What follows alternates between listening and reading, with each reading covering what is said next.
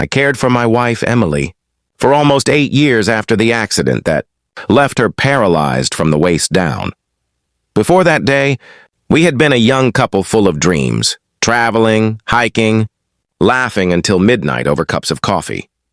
But in one moment, a drunk driver shattered those dreams, leaving Emily in a wheelchair and me with a vow I intended to keep, for better or worse. Life after the accident was nice and easy. Our days revolved around doctor visits, therapy sessions, and the quiet routine of home. I became her full-time caregiver, learning to cook meals that suited her diet, mastering the art of lifting her into bed without hurting her, and smiling even when exhaustion clung to my bones. Gave up promotions at work so I could be home more, sold my motorcycle to pay for her custom wheelchair, and turned our bedroom into a space where she could move comfortably. Emily never complained. In fact, she was the one who often told me I should go out more, see friends, or take time for myself. But I couldn't. I didn't want her to feel alone.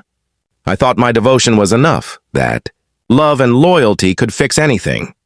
Then came that one day I had returned home early from the grocery store because I'd forgotten my wallet.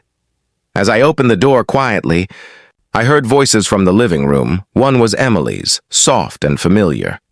The other was a man's voice, deep, relaxed, and far too comfortable in my home. I stood there, listening, frozen. He laughed. And then I heard Emily say something that broke me. I wish you could stay longer.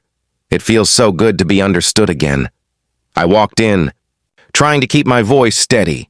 The man, a physical therapist I recognized from her clinic, looked startled. Emily's face turned pale. The silence was unbearable. I didn't yell. I didn't throw anything. I just looked at her and asked, "How long?" Tears filled her eyes. She said it wasn't what it looked like, that they were just talking, that I had misunderstood. But the way she avoided my gaze told me the truth. Emotionally, she had already left me. That night, after the man left, we sat in the quiet. She admitted she felt lonely, that despite all I did for her physically, she felt I had stopped being her partner emotionally. I wanted to argue, to tell her how much I'd sacrificed, but deep down I realized she was right. Somewhere between caring for her and loving her, I had lost the balance. I had become her nurse more than her husband. Didn't sleep at all. In the morning, I made her breakfast. As always, but my hands shook. I told her I needed time away, to think, to breathe, to figure out if we could find our way back. She cried, and so did I. I had spent years believing love meant never leaving her side.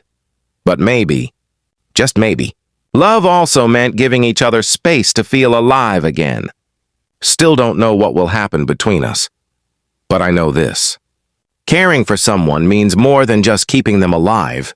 It's about keeping the connection alive too, and if that connection dies, the body's care alone will never be enough.